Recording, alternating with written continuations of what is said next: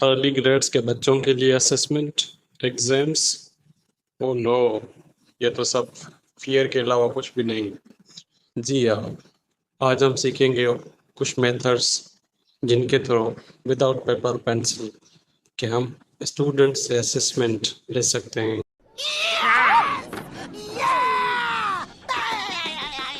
Oh, better luck next time, buddy. इससे बेहतर खुशी की खबर स्टूडेंट्स के लिए क्या हो सकती है, वो टीचर्स के लिए भी जिनको पेपर्स बनाने नहीं पड़ेंगे। सबसे पहले हम बात करेंगे अर्ली ग्रेड्स की कि हम अर्ली ग्रेड्स में कौन से मेथड्स यूज़ करके बच्चों से असेसमेंट ले सकते हैं। इसमें हम बात करेंगे लिटरेसी की, यानी कि पढ़ने लिखना हम कैसे चेक करें स्टूडेंट्स का। सबसे पहले आ जाता है हमारा observation checklist.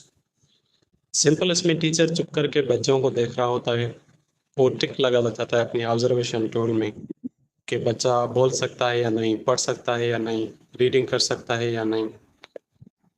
Number 2 is the reading log, यानी कि सिंपल डायरी में जैसे लिखा हो कि अमन ने आज ये कहानी पढ़ी, कितने अल्फाज गलत पढ़े, कितने अल्फाज जो है वो गलत वर्ड्स जो है वो उसने प्रोनाउंस किए। सो रीडिंग लॉग के हिसाब से हम उनसे असेसमेंट ले सकते हैं। नंबर 3, फोनिक्स लेटर्स और साउंड कार्ड्स। सिंपल कार्ड्स जिन पे लिखा हो ABC, वो टीचर कार्ड्स दिखाए और उनसे आइडेंटिफाई करवाए कि ये लेटर कौन सा है, और बच्चे आइडेंटिफाई भी करें और उनको जो है वो प्रोनाउंस भी कर सकें। नंबर 4, पिक्चर सिक्वेंसिंग कार्ड्स, यानी कि एक कहानी और उसकी 3 से 4 तस्वीरें करें और उनको वो मिक्सअप करके दें ताकि सही ऑर्डर में जो है वो उनको पढ़ें या सही ऑर्डर में कन्वर्ट करें। अब बात करते हैं हम न्यूमरेसी में, यानी कि मैथमेटिक्स में कि अर्ली ग्रेड्स में हम न्यूमरेसी को कैसे चेक करें विदाउट पेपर पेंसिल। सबसे पहले आ जाता है मैनिपुलेटिव एक्टिविटीज़, यानी कि हम ब्लॉक्स के थ्रू कुछ एक्टिविटीज़ या खिलौने थ्रू जो है वो हम गिनती करवाएं बच्चों से। फॉर एग्जांपल, हमने बच्चों को 5 जो है वो ब्लॉक्स दिए, उनमें से 2 उठा लिए, फिर हम उनसे पूछ सकते हैं कि आपके पास कितने ब्लॉक्स रहे। इसी तरह से कुछ एक्टिविटीज़ करवा के हम उनसे उनको असेस कर सकते हैं। Number 2 is observation checklist.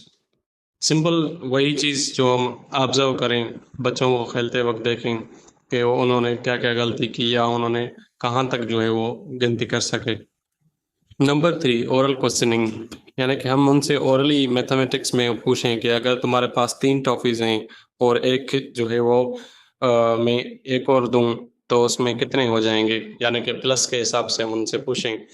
Number 4, performance task games के थ्रू, यानी कि सिंपल खेल के थ्रू टेस्ट हम जो है उनसे कंडक्ट करें कि दुकान खेलो और पैसे दो, बच्चा बिना डरे हिसाब करेगा। ठीक है, अब बात करते हैं हम पर्सनल सोशल इमोशनल डेवलपमेंट की कि बच्चे के दिमाग कैसे चेक करना है।